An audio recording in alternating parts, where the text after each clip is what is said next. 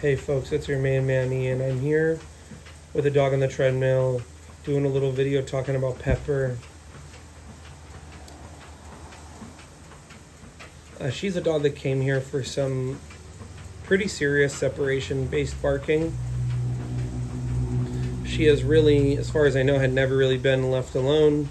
She's about 4 months old, and as a result, the owners brought her to us. They said, man, this is crazy. We can't leave her alone. She's barking. She's crying, she's whining.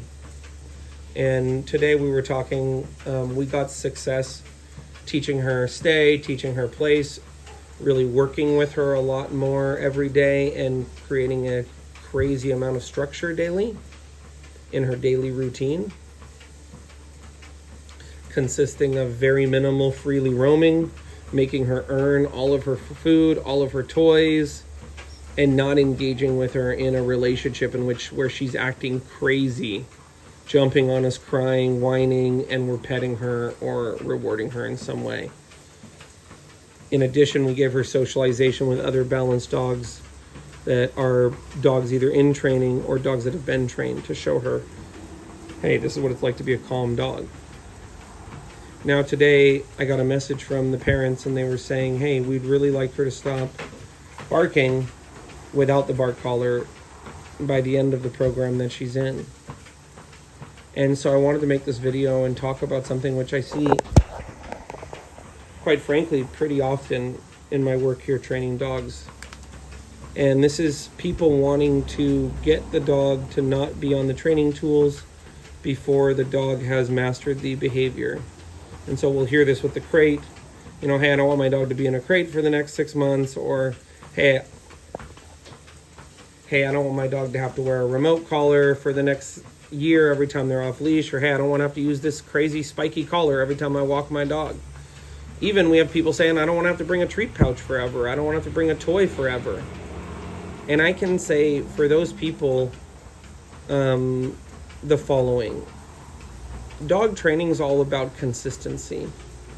And it's all about mastering basic stuff and being very, very consistent. When we see something is working and our inclination is to stop doing it or to have a desire to stop doing it, that is not being consistent. That would be what I would call being inconsistent.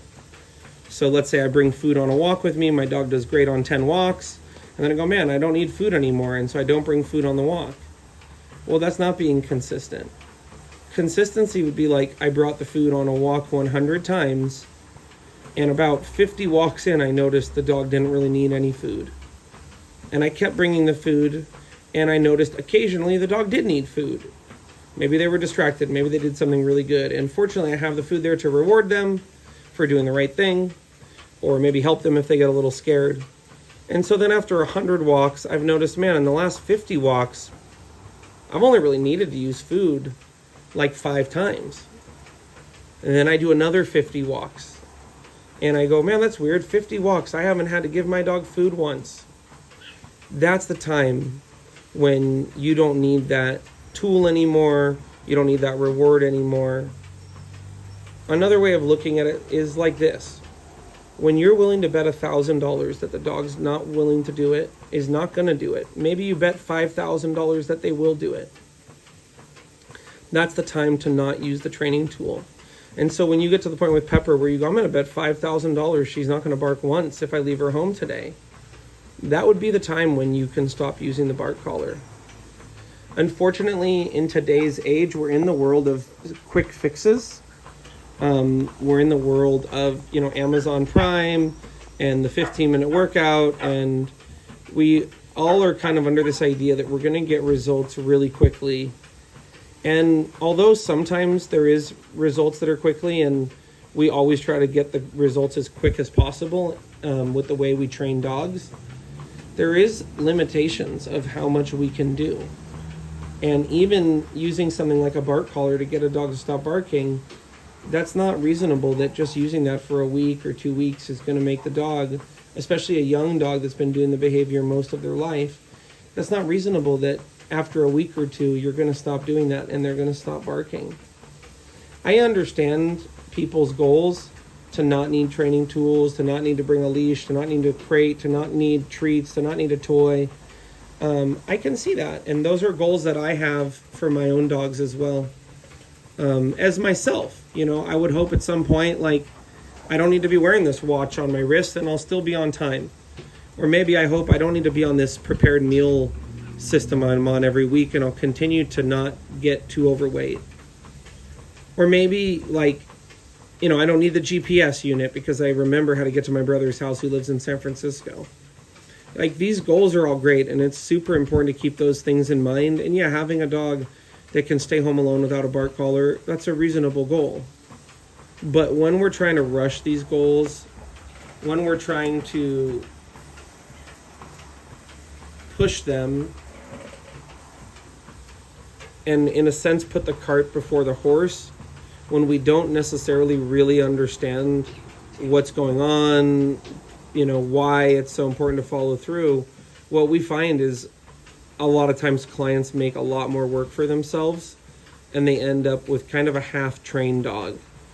And what I mean is, in their quest to not be dependent on these things, they're not consistent in the use of the crate, in the use of rewards, in the use of the training collar, in the use of a correction collar, a bark collar, playing with the dog, walking the dog regularly. And because they're not consistent, they end up having that dog that actually is dependent on the collar or is dependent on the treats or is dependent on the toy because they've consistently had the dog fail, and then the dog only succeeds when the treat's out or when the toy's out or when the training collar's on. And what we want to do is actually the opposite. We want our dog to succeed with the training tools on, succeed with the treat pouch on, succeed in the crate, and get to the point where they're succeeding so much, we just don't have any doubt that they're going to continue that behavior even without X, Y, or Z, because we haven't really needed it. Like, let's say I put my dog in the crate and I don't even lock the door and the dog just stays in the crate. That's a dog that doesn't really need a crate much. Let's say I leave stuff out on the ground when I'm home and the dog doesn't put it in its mouth ever. It's a dog getting prepared to not need the crate. So, like I said, I understand people want success quickly, and I understand people want results that aren't dependent on training tools, and I do think that's reasonable. But I think that the way you do that is by committing for a period of time, typically I would say 2 to 3 months, of being 100% consistent.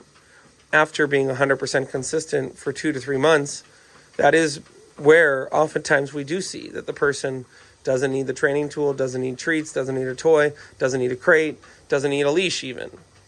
But like I said, when we see people vacillating or asking us before we've even begun the process, hey, how quickly before I can get the dog out of the crate, or how quickly before I'm going to not need the prong collar, or how quickly before I can start letting them in the bed again, we realize that, like they say, a watched pot never boils. And you can't put the cart before the horse. It's going to take time to master basic things, to come to a better understanding of your dog and yourself. And only then can we really succeed long term, when we've mastered the basics.